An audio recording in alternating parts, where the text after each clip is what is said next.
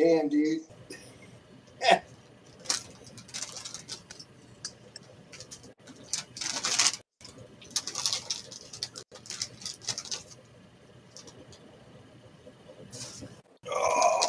How's it going, bro? What's up, bro? Dude, put it this way. I was kneeling on a concrete floor laying tile about an hour ago. Oh my goodness. Well, guess what? We're going live in 30 seconds. Check it out.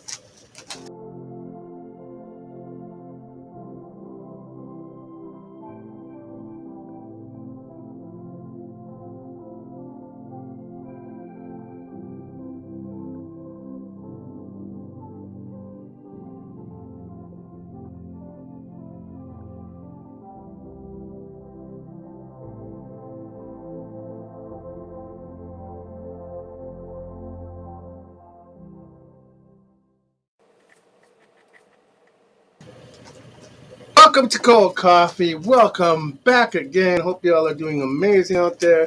Stay warm. It's -4 degrees out here. I don't know what is going on, but I'm happy to be back in Cold Coffee. How you doing, Slicky B, the man, the myth, the legend? How you doing, my bro? I'm good, brother. How are you? I'm doing great, man. We have a beautiful show. We got a special guest in the lobby waiting. She is Cool. a very, she's like my best friend, and I'm excited that she's gonna be a part of the show. But without further ado, let's cue the intro. You feel me?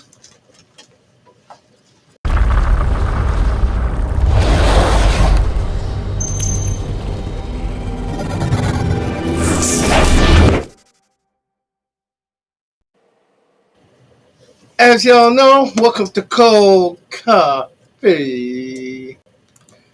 and we are back better than ever. That is Slicky B. I am Sunny D. Slicky B. We have a nice show. For those of you that are not subscribed, please subscribe to the YouTube channel. Please add us on Facebook at Koffee. We would love that. And before you do any of that to help our channel out, hit and home run, hit that like button, like bam, bam, bam. Get us all the love in the world. Again, you are watching Cold Coffee. A very special guest in the lobby, and we're going to bring her on shortly. But Slicky B, before we talk, going to be about homelessness. I want to get your thoughts first before we begin. But homelessness, why is it becoming worse? I mean, in your opinion, why is homelessness becoming worse? In your opinion? Well, it's unfortunate, first of all, that it even happens in this country of all. There's no reason for it to be happening in this country, in my opinion.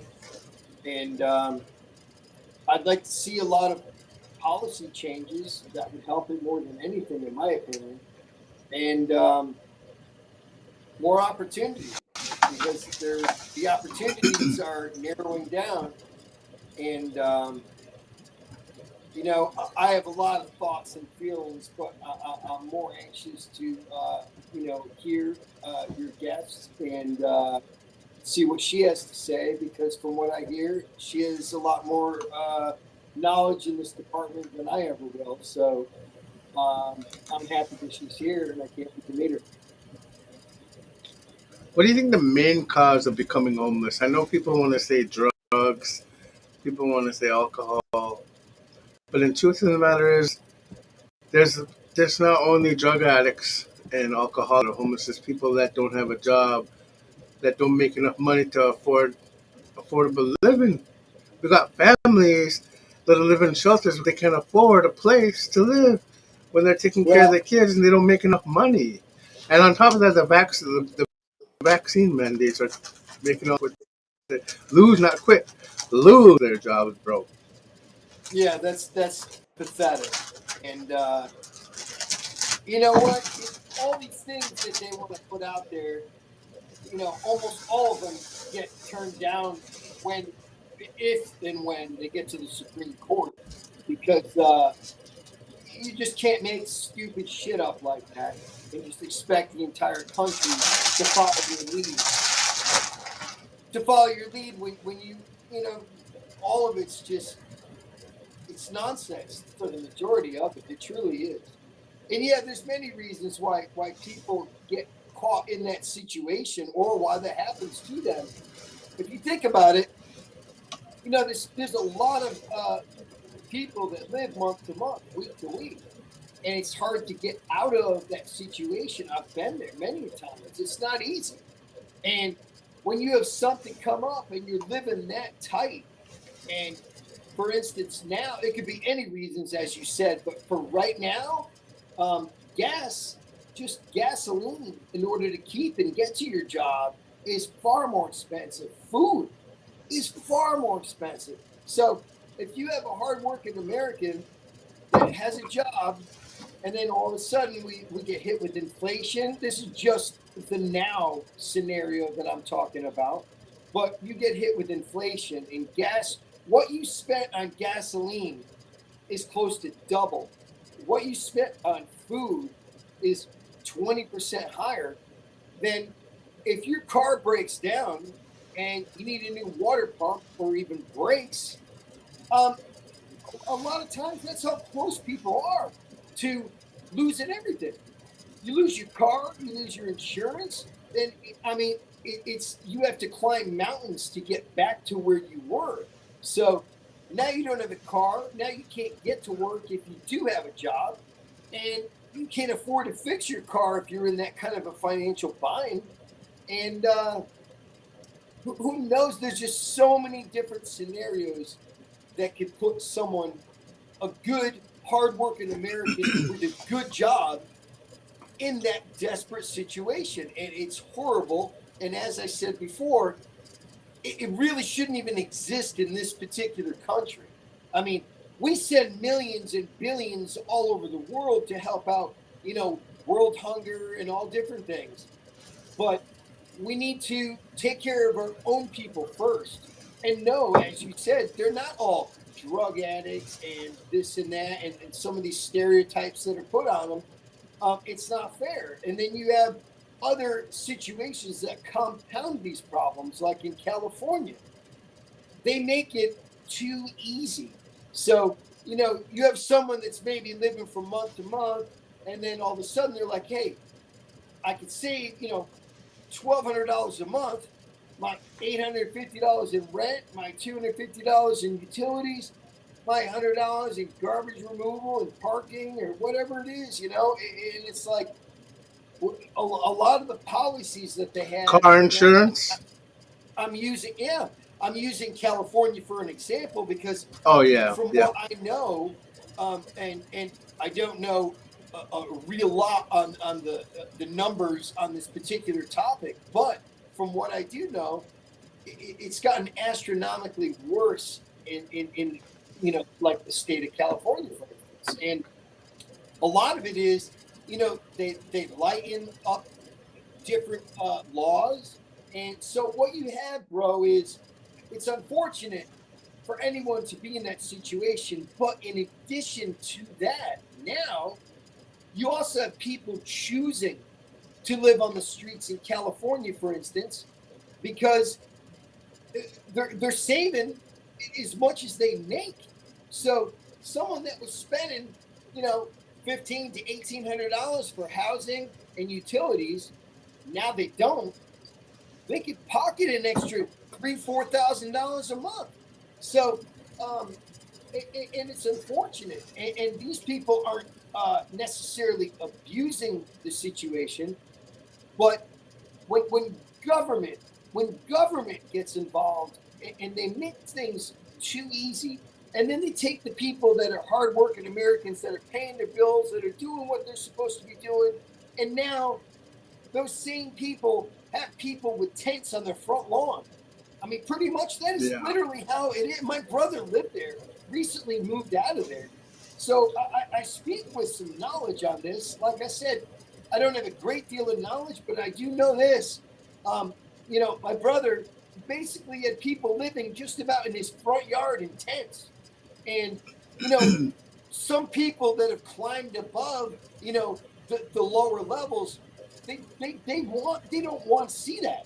They pay enough for their rent and everything else so that they shouldn't Yep. have to deal with that and people urinating on their lawn that might have been drinking that night. Who knows? They don't have bathrooms.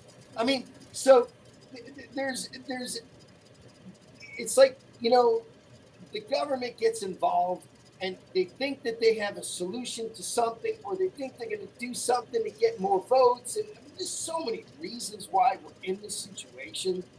And then there's financial parts. Like I said, when you have things so tight with the inflation going up right now, and the food and gas and everything that you do in life has gone up, it's gonna hurt. It's gonna hurt a lot. And right now, um, because of these ridiculous bills that they're passing, like it's nothing, trillions of dollars, when the taxpayers are the ones that carry the burden, um, it's just too How about much money. this? It's How about this? messing up Can the every government? single thing in our everyday lives, and things no longer fit in the same holes that those round pegs used to fit in.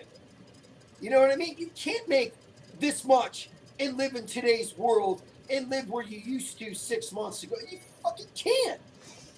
And that, unfortunately, is because you have people that think they know everything, and they're making policies that make absolutely no sense whatsoever. Because, like I said before, these people haven't balanced a simple checkbook, let alone pumped a gallon of gas, or gone to a Kroger, a Publix, a Food Lion, or a Shop and Save. I mean, these people are so far from your everyday life in reality of the real world, and they're making decisions that affect every single person that live in this country, and their lives and their family lives, and the quality of their lives. And it's horrible, man. It's absolutely Yeah. horrible. And in this country, I'll say it again, I don't know enough on this topic. However, I do know enough to say, for there to be homeless, when you have people living without a home, not by choice, but by situation, it's inexcusable in this country. It is inexcusable in this country, because this is a country of people that care for others. Most taxpayers are not going to gripe and you know show up at the polls with a different agenda because we're giving money to the hungry in other countries. Okay, so those same people that aren't going to have a big deal about that are not going to have a problem with a good policy that helps protect our own people from being in these situations. I mean, some are by choice, most are not, unfortunately. And Yeah. like I Well. said, it could be a simple crisis that came up. No crisis is simple, but what I mean is, when I call you up and say, man, I can't believe this crap. I had to spend $1,800 on my truck, and I'm in the middle of a job. I'm waiting to get paid. I don't know what to do. This is an everyday life situation that could be a crisis for someone with a good paying job. So when you have people on the bubble, and real close to having issues financially, and then you throw all these additional problems in the mix, because unfortunately that's what's going on with our government today. I mean, they're throwing out policies, and they have no idea. They don't even consider the ramifications that it means for people like you and I, but also consider the ramifications for people that just moved out of that bubble, where maybe they're renting with a friend, and now they're finally out on their own, and they have a wife or a child or both, and they're trying to do everything right, and all these ridiculous policies coming from people that have no idea what they're doing, no clue whatsoever. It just puts all these people over the edge, and just makes it, you know.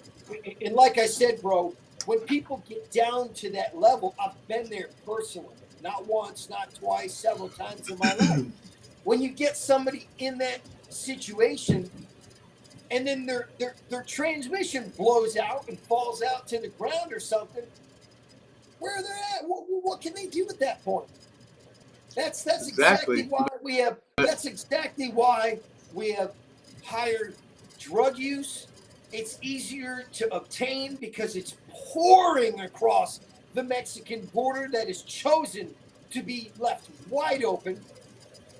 I mean, all of these reasons, all of these reasons amount to basically go to what that is. And it's not just homeless. We have suicide rates skyrocketing, drug addiction, drug abuse, drug availability, the abundance of drugs, dude. They in the last month, and if I'm wrong, one of our listeners can correct me, but I'm pretty certain that I'm correct on this. In the last month, there was enough fentanyl seized in the state of Texas alone to kill 36 million Americans. That's just the amount of fentanyl that was seized in 1 month, enough to kill 36 million Americans. And if I'm off on my numbers, I promise you I am more than in the ballpark, because I wouldn't even say this unless I knew I was pretty darn close to the actual true numbers.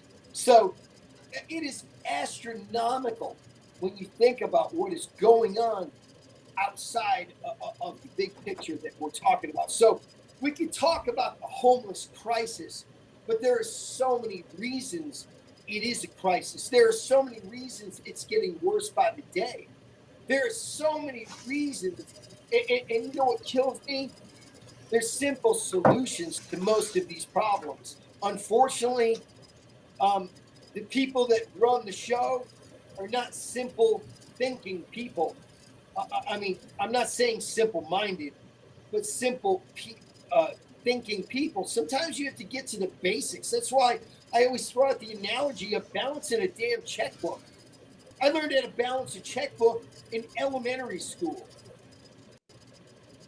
It taught me about life. Okay, I wasn't learning in elementary school that I'm white and I need to bow down to blacks because a long time ago the blacks were suppressed and they were abused, enslaved, and everything else. Of course, all that's horrible. But look at what they're doing to solve not problems that we have today. These are things from our past. Look what it's doing to our lives today. You know, I'm trying to get away from talking about the government, Bro. but it points back to that 99.8% of the time, and then the other 0.02% points back to parenting. It's that simple. But It's simple, there but are other elements and other factors involved that I haven't mentioned that I'm dying to hear from. you'll have a chance to mention them. You'll have a Right. chance to mention them after we get our guest on the show. And I want you to help me welcome that special guest. She's my best Absolutely. friend. She's gone through the ringer herself. She's my best friend. And everyone, please welcome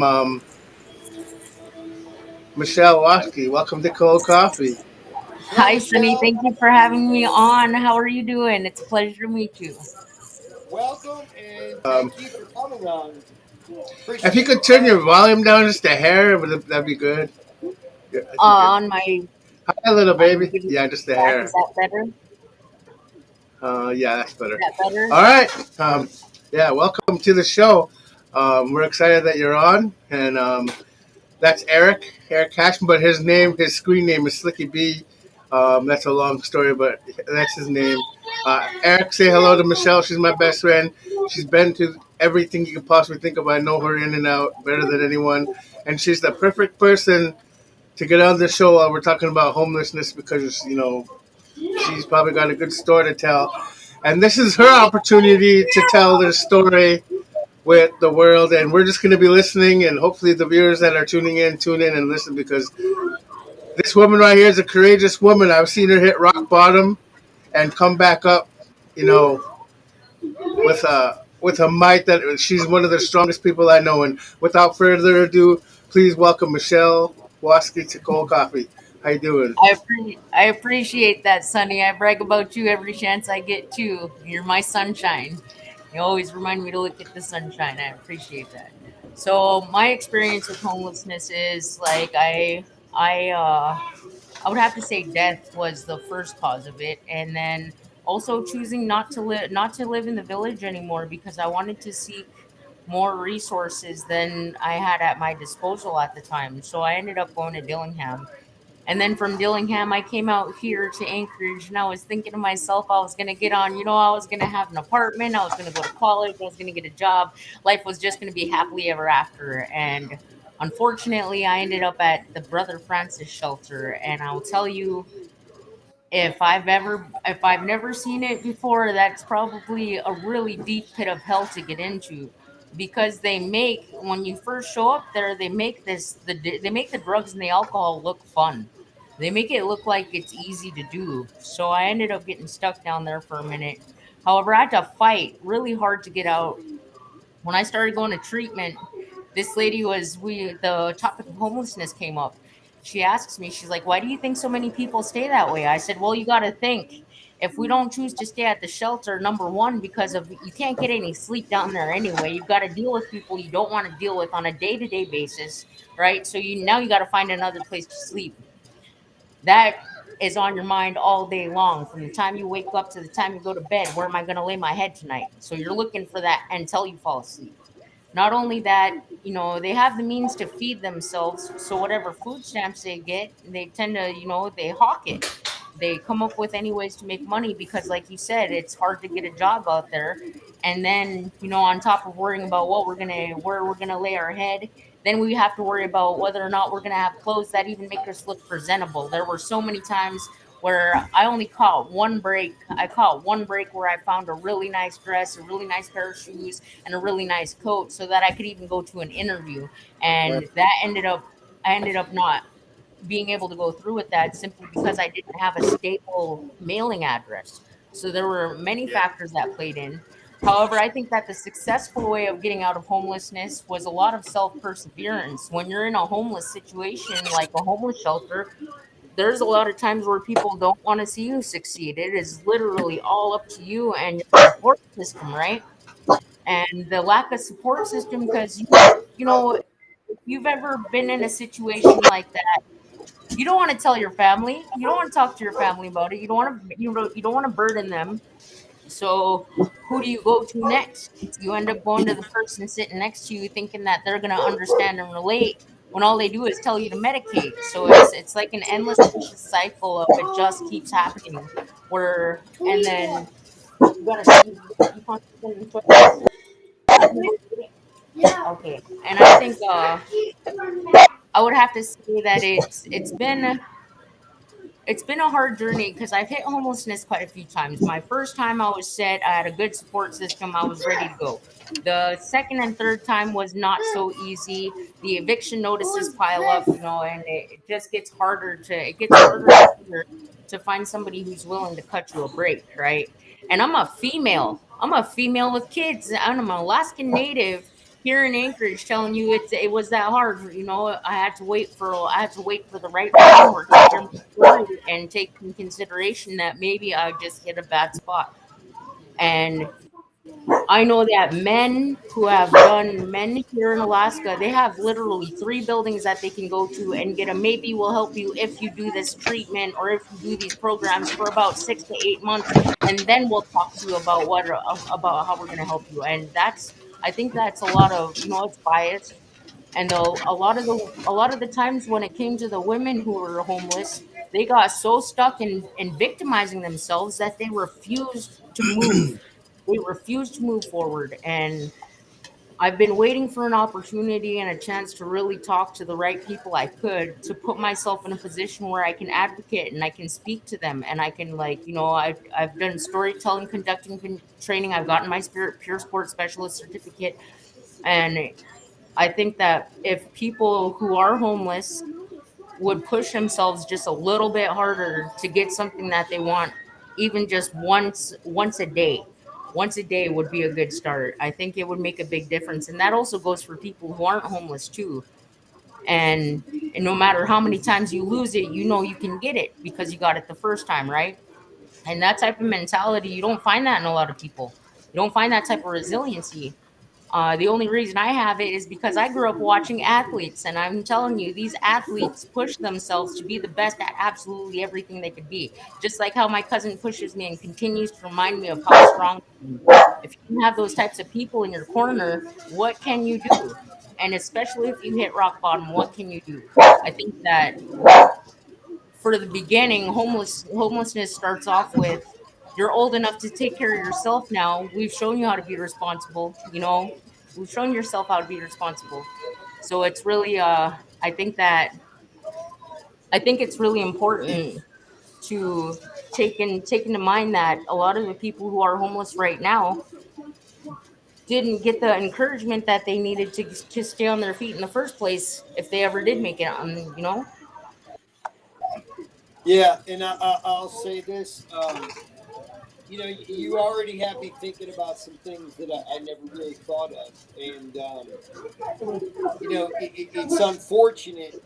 Um, and there's a lot of people that grow up and they don't have the family structure to teach them all of these, I'm on live on self my show. sufficiency and Tell them I'm on my show.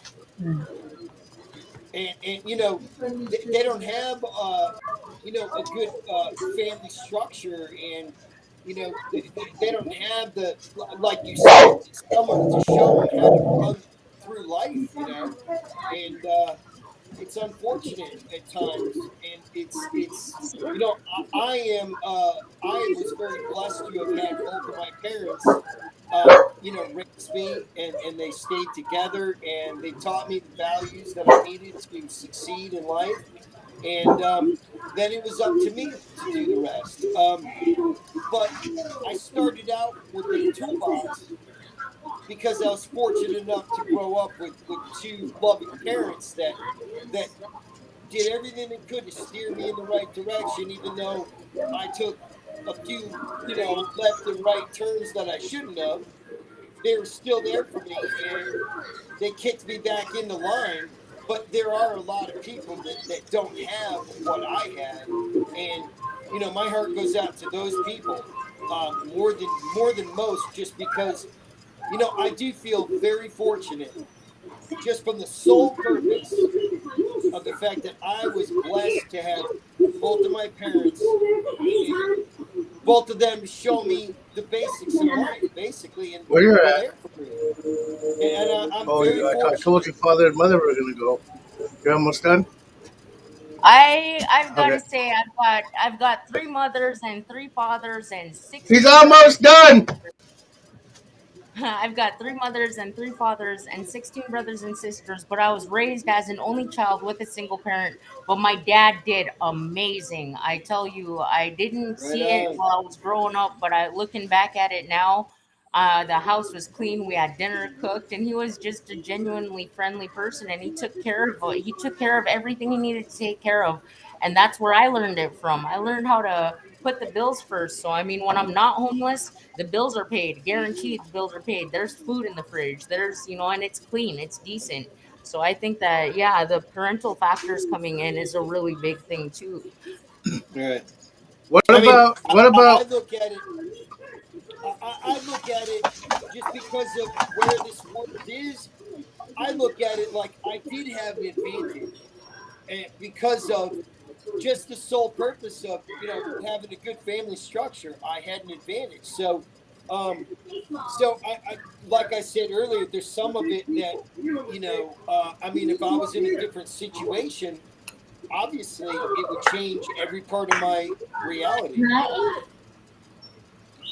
what are some of the things that you've seen when you're living and being homeless? I mean, could you describe what an everyday life of a homeless person was? I mean, I know some, but my viewers don't know. Maybe you could touch on some of that, It what you saw, and well explain. Like, for like I know you know me, so there's a really big difference in how people might see the way that I was doing things at the time.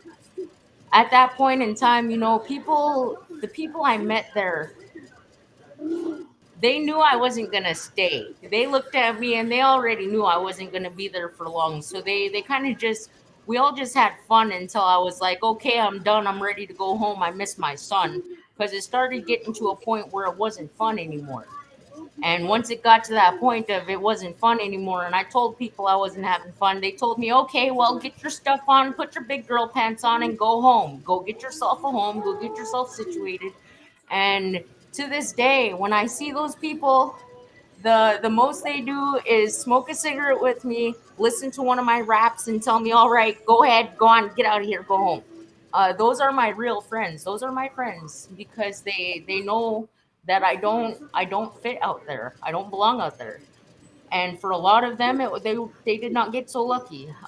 They stayed until the fun was not fun anymore, and it was really hard to watch. It's still really hard to watch. I think that the best experience I had was learning how to make money from what I had in my pocket.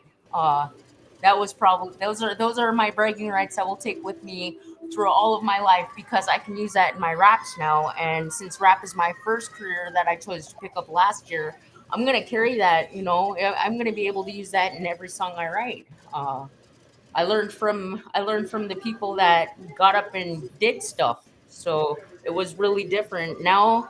Nowadays the streets here in Anchorage are really different from what I remember when I first came out here. It's kind of scary. There's a lot of people that they don't stop and think before they do things. What with the way that the world is working now, there's not a lot of. I worry that there's not going to be a lot of people that are going to be able to pull themselves out of it because the drugs are different now. The people that do the drugs are different now. The people that are selling them are different now. Things are not what they were when. And I talked with when I first showed up out here in 2013 was my first time on the streets, and that was when I had just gotten out of jail. And I was out here for 2 weeks before I went home, and there were people literally on every single all along the fence line from basically First Avenue, or not First Avenue, Post Road, all the way down to Cordova, and it was just full. The woods were full of people. There was just so many people everywhere. And since you do like to bring up the government, I will say that they had a play in it. Spice hit the stores. As soon as Spice hit the stores, all those people dropped out. However, Spice did open up a door for major addiction. The people that I know that had used it were sober for 6 months and still feeling like they were detoxing from it, still having a hard time eating, still having a hard time sleeping. So they do, when Obama put out that he was going to start giving money to all the little people, because and he had to do that. It didn't have anything to do with him being a good or a bad person. And yes, I'm sure he had good intentions, but the government knows. They send out the Census Bureau for a reason. As soon as they saw how high the homeless population was, they released these drugs and these toxic drugs to let them, to make sure that they can wipe a certain number, they can wipe them all out. They get that population as low as they possibly can. As soon as they see that it declines enough for their own liking, they take that drug off the streets. And they do this all the time. If you look around at the drugs that are available now, like how you said fentanyl is really big right now, right?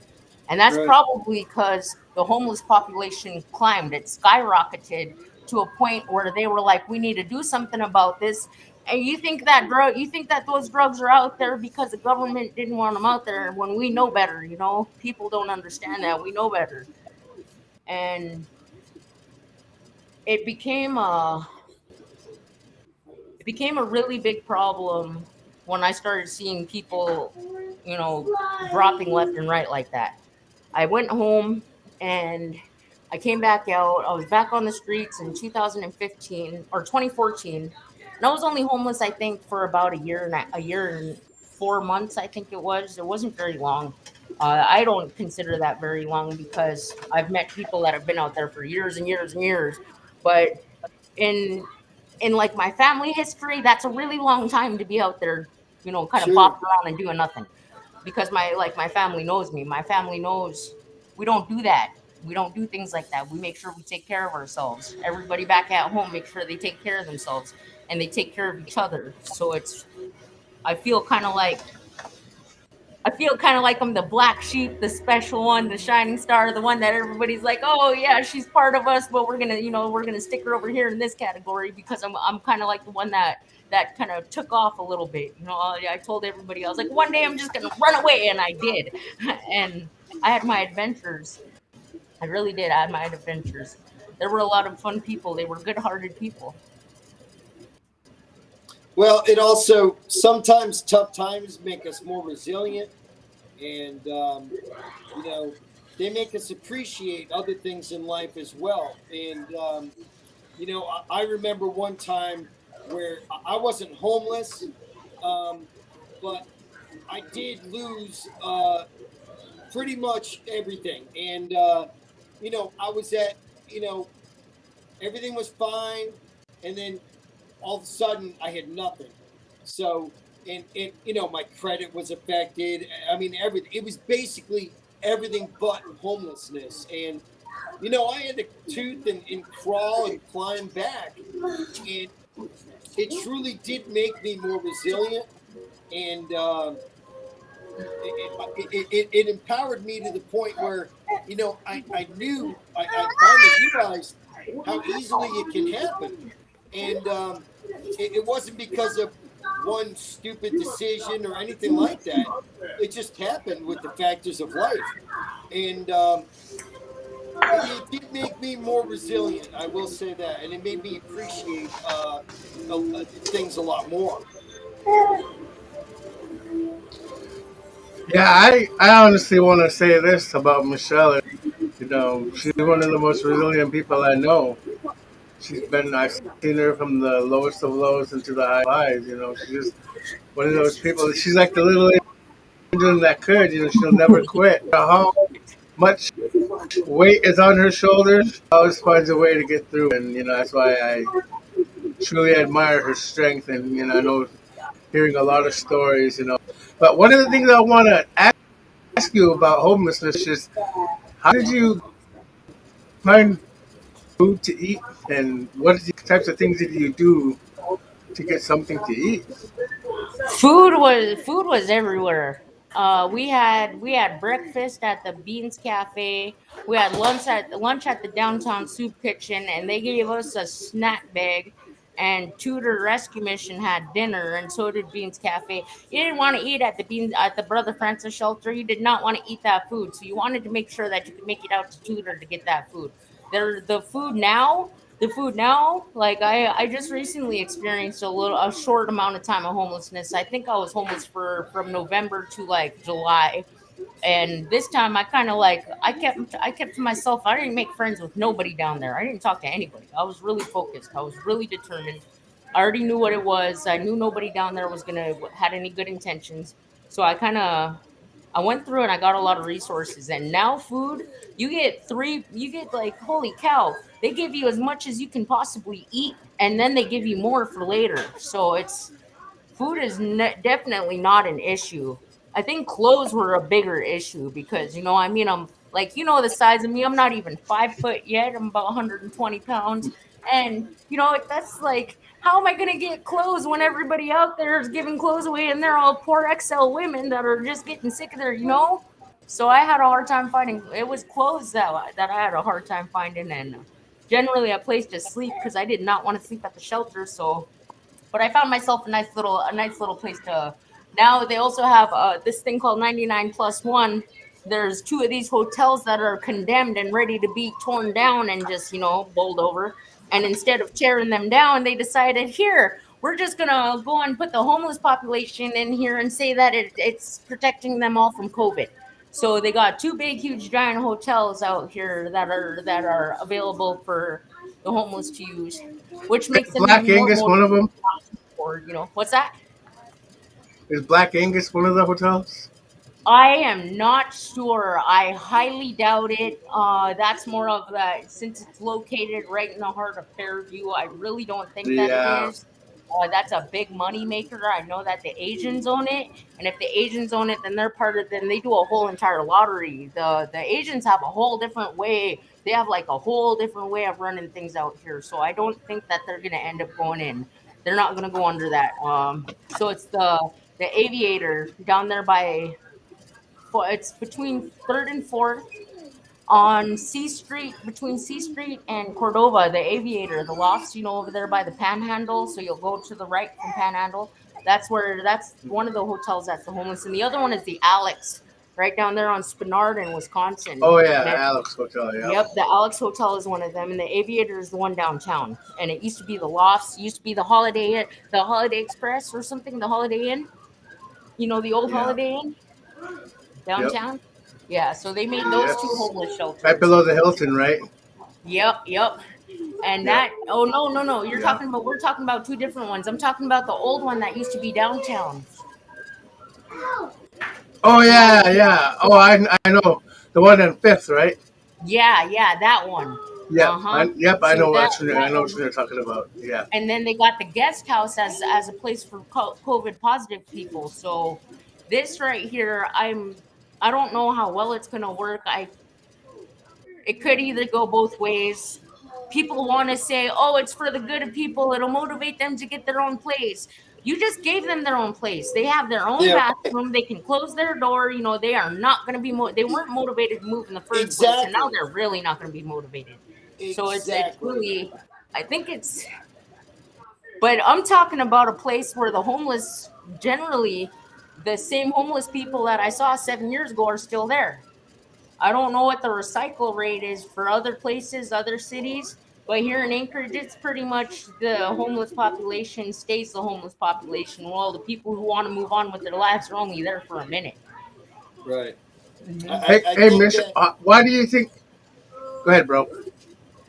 I was just gonna say, I think that unfortunately, some of them get caught up in that whole lifestyle, and they have a lot of situations where you had said, there's drugs everywhere, and they're surrounded by drugs, and as you said, they have plenty of food, so they could take their food stamps and sell them for drugs, or and then it gets worse, and then every place is a little different, obviously, but there's places that some homeless areas, they're just rampant with drugs and everything from drugs to prostitution, and it's horrible. And I think that they really need to do something, try something different, because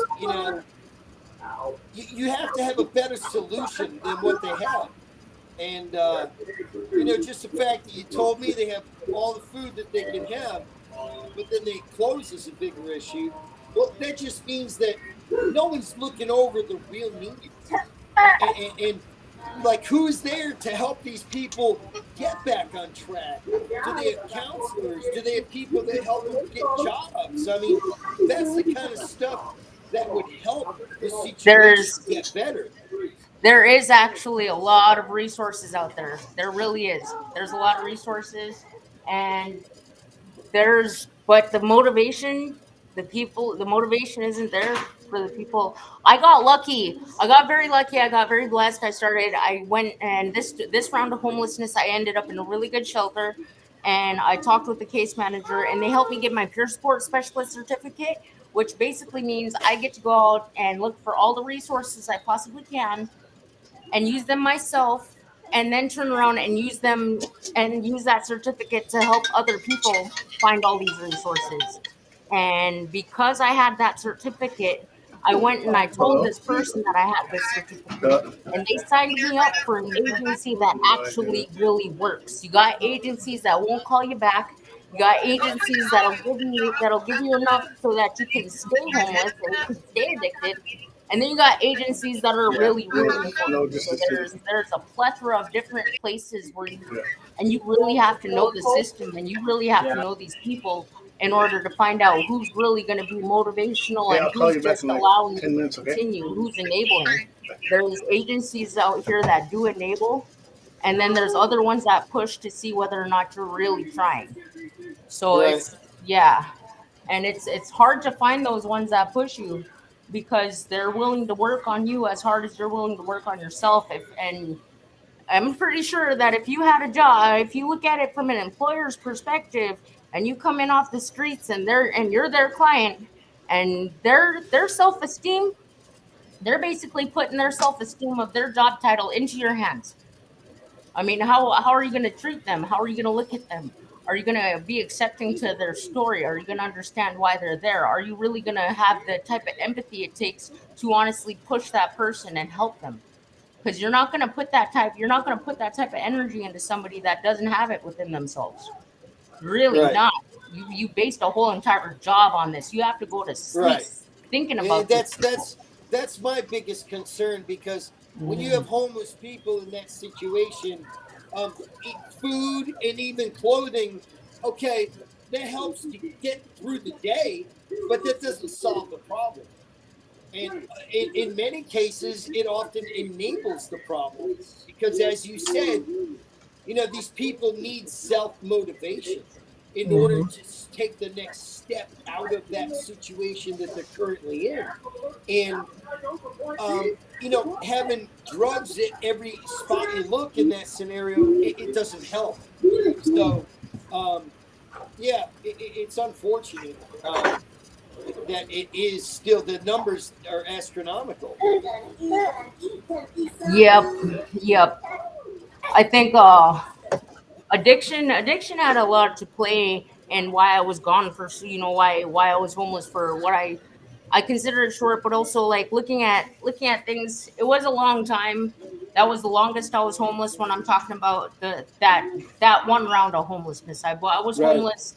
I believe about what has it been, Sunny, like 3 or 4 times now. Yeah, about three, max Yeah, so four. I've been homeless about 3 times. Yeah, so this time I'm homeless. I was only homeless for like 7 months. That was the shortest time I've ever been homeless, and that's only because I got in touch with the right people and I was serious about my business. The other time I was homeless for like a year and a half. That was the longest time I was homeless. Drugs did play a big part in it, and it is really easy to get. And with a face like this, there's no way that anybody's gonna let me just walk past them and not have them try to talk to me about it. It's ridiculous. It's ridiculous. Um, you gotta have a strong mind to be able to come out of addiction. Yeah. If you're I've hurting been for there. one, what's that? I said I've been We there we myself. actually we actually had a show on addiction. We did a show on addiction, and I saw. I we missed both kind that. I of saw. I missed yeah. that one last. Yeah. That would have been a nice one to get you on too. But why don't you talk about your struggles with addiction and what were you addicted to? If you don't mind, if you don't mind opening up about that, it's a touchy subject, but it's up to Yeah. you on what you want to reveal or not. But I know you don't want to go back So and rewind, but I just want to pick your alcohol mind apart a definitely. little bit. I got both of the little ones here with me, so I won't say like way too much about it. Alcohol definitely got me, and I was drinking even when I wasn't homeless. So I'm pretty sure we all know how that goes. Right. I stayed sober for 3 years though. I sobered up and I stayed on that wagon for 3 whole years. I picked crappy friends. And I ended up right back on. I went right back to drinking again. I've been sober for over a year now, so that's a good thing. Uh, People, people, places, and things. Congratulations. yep, people's places and Yes. things. Thank you. Congratulations is right. Yeah. And I mean, I'm it's sure, like, okay, and everybody at the homeless shelter is trashed, wasted, drunk, high. That's like a sub hub for all the drug addicts. And Right. I'm not talking about like the major drug addicts that are in homes and everything. I'm talking about the ones that are like at the bottom of the food chain. Right. This is where you fall off. Yep. Uh, the biggest thing that contributes to not being homeless though is just being smart about what you do with your stuff. The government, the assistance that I've applied for, they give me enough money to pay rent. I've found enough resources to not have to pay rent for about my first 7 months here. So my first 7 months in this apartment are going to be rent free, and I got electricity paid for me until the year 2023. So it's just about being smart with the resources you sign up for and the things that you're trying to get. And you don't even have to be homeless to get this stuff. You just have to be low income. You just have to be struggling. Right. As me being a charity case of Alaska, because I just haven't been able to maintain a job for whatever reason. I don't know. Not at this point. I chose to get careers because I actually want to do something meaningful with my life. And that's going to be money making including. It has to be meaningful to me. I couldn't clean hotel rooms anymore and work with people that I don't have anything in common with. I want to be able to talk with people who have been through the same things that I have and be able to know that we're all helping each other, you know? So I think Yeah, and that's the resources that they give us are way more than enough. I have way more than enough money after everything that I can get my kids things that they want. I can get my kids things that they want after we get everything we need just from the things that I've applied for from the time that I've been homeless until now. So there shouldn't be there shouldn't be a real reason for the extense of it, the extensive amount. As for like the therapy, I don't know why one person would go and put a drug down that they can get themselves on their own time, that they are used to, that they want, and go over here to a therapeutic meeting, sit down with a therapist and a psychiatrist just to have them say, here, take these drugs instead of those. And then you sit back and I've watched it happen where these people sit back and be like, okay, well, I'm going to take this prescription drug and continue using these drugs. That's a double whammy. That messes up their brain to the point that they can no longer function again. Right. They don't get, their brain doesn't heal from that. So it what are having what are your thoughts on fentanyl? fentanyl, I have no clue. I've never even tried it. I don't know anything about it. I don't know people who do it. A lot of, like most of the time people that know I'm not into things, they won't bring it up to me. Like I've never done heroin. I've never heard of I don't even know generally what fentanyl is. I don't really have experience with any of it.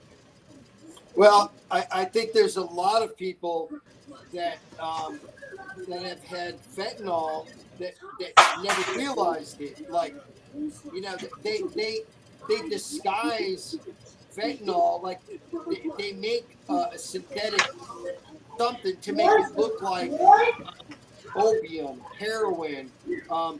They put fentanyl in other drugs, like, someone might be thinking that they're buying cocaine, and it might have some in it, but the fentanyl is cheap, it's easy.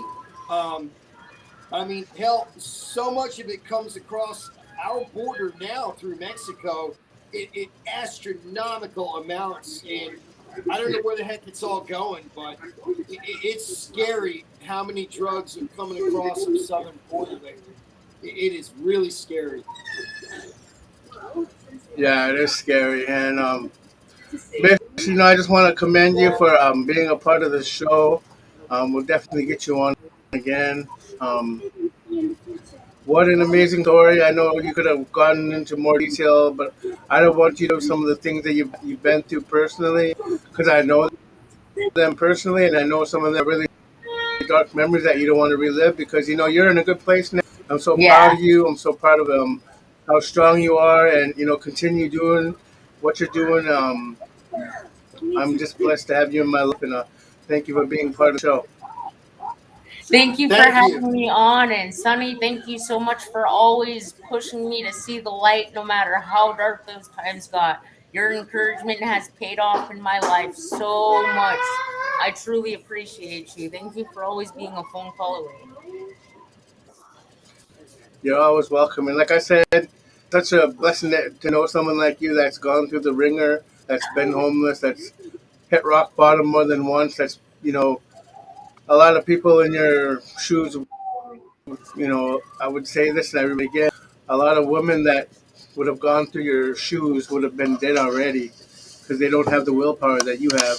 And you're an inspiration. You're good. You're not ashamed of what you've been through, and that just shows But thank you for being a part of the show, and we'll definitely get you on again, and we'll definitely we need to this time talk about politics or how bad our. Oh, and by the way, our prayers go out to the people down in the Central America, the not Central America, remember, people in Tennessee and Arkansas and Illinois. Our hearts go out to you. We just heard that there was tornadoes that hit down there. A lot of people have died, and a lot of people aren't accounted for. But our hearts are with you. But Michelle, always a pleasure to have you on, and I hope that we get you on again soon. I certainly hope so. And hey, we got to do something about this whole country rap merge that's going on. We got to do a show about music sometimes because that's one of the things I love. Hey, But speaking of music, can we hit some music?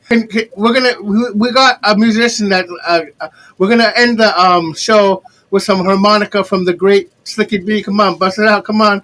Oh, well, he's looking at it. He's uh, finding it. He's got it. well, first of all, thank you very much. It was nice to meet you, and I wish you nothing but the best. And stay on the track that you're on. And yeah,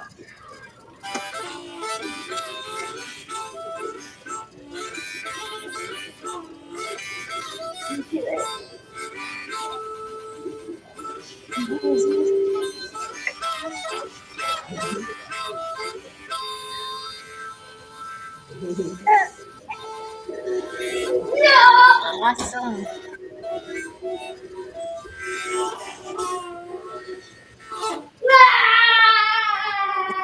All righty, Michelle. Thank you again. Glad you could thank you. join us. Um, we'll definitely get you back on there again. And you have a safe evening. We'll keep in touch. Okay. All right. Sounds great. I'll call you Thank soon. you. Thanks, guys. Bye bye. Take care. Yep. Slicky B, my man. We're still on the air. Hey, final thoughts. What do you think of her? I mean, isn't she amazing? She just, I know a Yeah, lot more about her. Some of the stuff she didn't talk about, but she's a yeah. courageous woman. She's an She's my best inspiration, I friend. would think, to many. So it's Yeah, good to see somebody that has been there and strong enough to climb out of there. So um, she's climbed on it it's more than really, once. yeah, it's really good to see that, to see the resilience, and I wish nothing but the best for her, and that she continues the path that she's on. Yeah, I agree. Um, she's she was good to have on, and definitely gonna have her on again. Yeah. She actually wants to be a coffee family, and every time we go live, wants to join the show and be a co-host. So we'll definitely work her in. Cool, She's man. she's down talking politics. She's down talking about government issues. But once again, this is Cold Coffee. That's Slicky B. You know how we do it. We thank you guys for joining us. This has been a blessing, bro, and I hope that you guys have a good evening, and we'll keep in touch. Take care. Peace.